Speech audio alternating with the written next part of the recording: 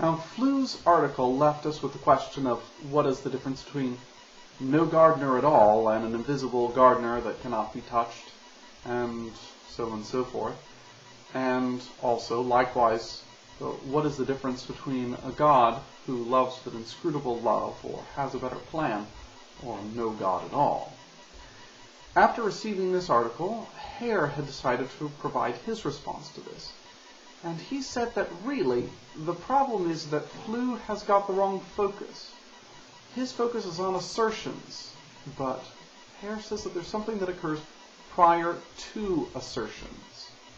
And he begins with an example that says that there's a difference between sane assertions and insane assertions. And he says that perhaps there's a student that is afraid that all dons are trying to kill him. Note that a don in this context is a special kind of professor at Oxford. If you're thinking back to The Godfather, it would make perfect sense why a don was trying to kill someone, but this is an Oxford professor.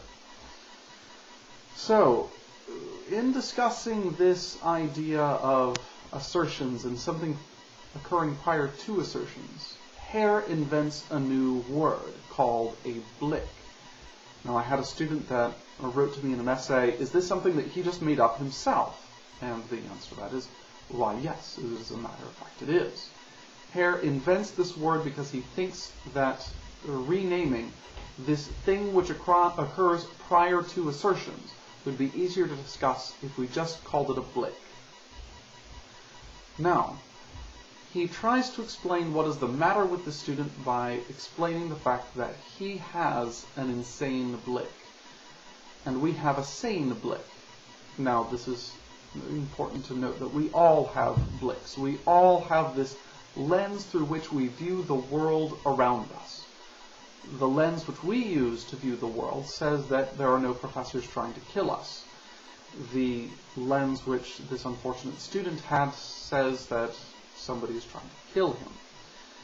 Hare says that he has a blick, he has this lens, he has this worldview about steering his car. He has no idea how a car's steering mechanics actually works. He just simply trusts in the mechanics of steel and has some trust in the way that the auto manufacturers have made it. And indeed, he may go around driving on this with no problem. Now, blicks can change suddenly. For example, if someone were to have their steering suddenly go out on their car, they might not ever trust a car steering wheel again. That's just the way that the human mind works. A friend of mine would never trust a gas stove ever in her life, regardless of how many safe gas stoves there are, because of an unfortunate accident that happened in her childhood. Now, blicks are not a set of assertions. Blicks are something much more general. A blick is not normal or abnormal based on its assertions. For example, one might think that things might come out all right in the end, Hare says. Now, this is an unfalsifiable assertion, but it's not necessarily an insane one. One might believe that bad people will eventually get what's coming to them. This is not falsifiable, but it's also not insane. He says that it is because of our blicks that we construct explanations and worldviews. He says that if we believe that everything happened by pure chance, that it would be consistent with anything happening or not happening, though this would not necessarily be a very helpful or sane blick. However, we would not be asserting anything in having this blick. Nonetheless, there is a difference between this sort of blick and a normal one. This is not a matter of an assertion being valid or valid.